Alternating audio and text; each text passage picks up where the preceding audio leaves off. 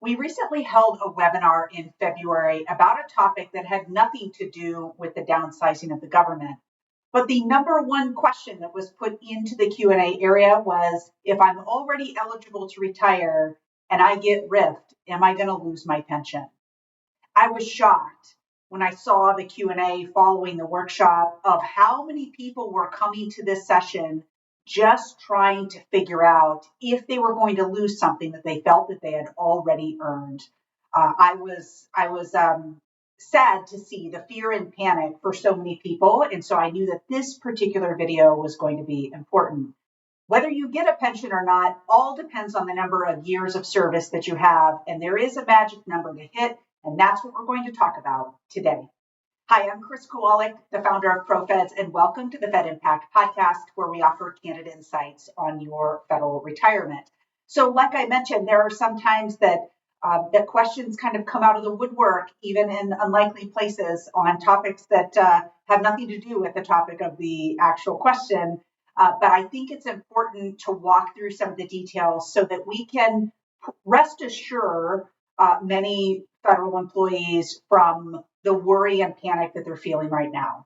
So let's talk about what it takes to be eligible for a pension. To know if we get to keep it, we first have to determine, are we eligible for it? So if you are looking for a full eligibility, meaning you could walk out on your own accord without anyone's permission, without an early out offer or anything like that, just normal full eligibility.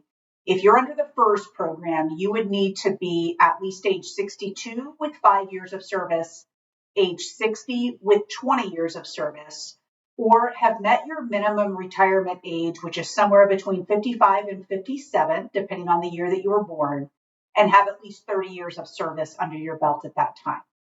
Okay, again, full eligibility.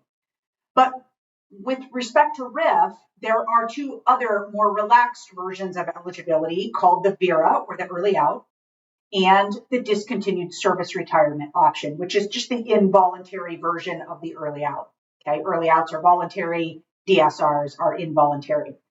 In order to qualify for either one of those two programs, you would need to be either at least age 50 with at least 20 years of service, or any age with at least 25 years of service.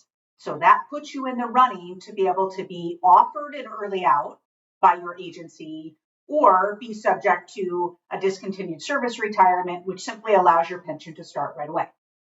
Okay, so both DSR and VERA allow your pension to start right away, but much earlier than would normally be allowed under full eligibility rules.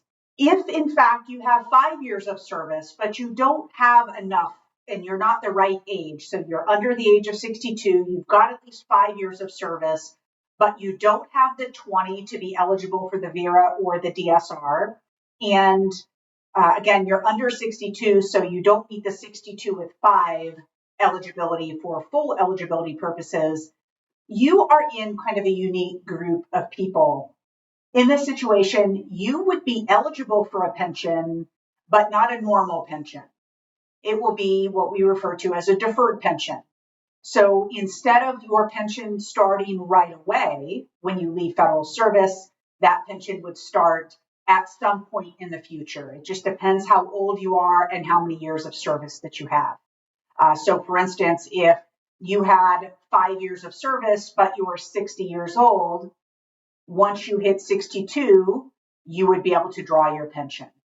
Okay, and so I won't go into all the details there, but there is a pension waiting for you. It's just a deferred one.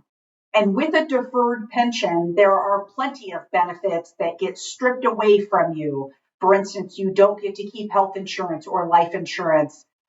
You don't get the special retirement supplement, those types of things. And so it's important to realize your pension isn't being taken from you. Those years of service are preserved for you, but you're not going to get that pension until later. Now, if you have less than 5 years of service, you are not vested for a pension. So there's not one waiting for you now or ever, if in fact you do get laid off through the RIF process. We have a special video for you. It's video number 10. Please go watch that because it'll tell you all the details of what happens in that scenario when you haven't been vested for an actual pension. But rest assured, For those of you who have at least 5 years of service, there is absolutely a pension waiting for you. It may not be huge, and it might not be right away, but it's there for you, and no one can take that away. Now, there are reasons why a person might lose their pension, but these are considered high crimes against the United States. So think of treason, espionage, that type of thing. That is a pretty high crime, and one that you are hopefully not facing right now. Okay, and so you will have a great opportunity to be able to have a pension. It will start right away as long as you meet either the full eligibility or take an early out or a discontinued service retirement. Again, the involuntary version of the early out. Okay. And again, that deferred pension, the one that you have to wait a little bit for, is if you don't quite meet the eligibility rules, either fully or the early out or discontinued service, and you're going to wait a little while to get that pension. Okay, so again, if you have less than 5 years of service, please go watch video number 10, and we'll go through all the details of what happens.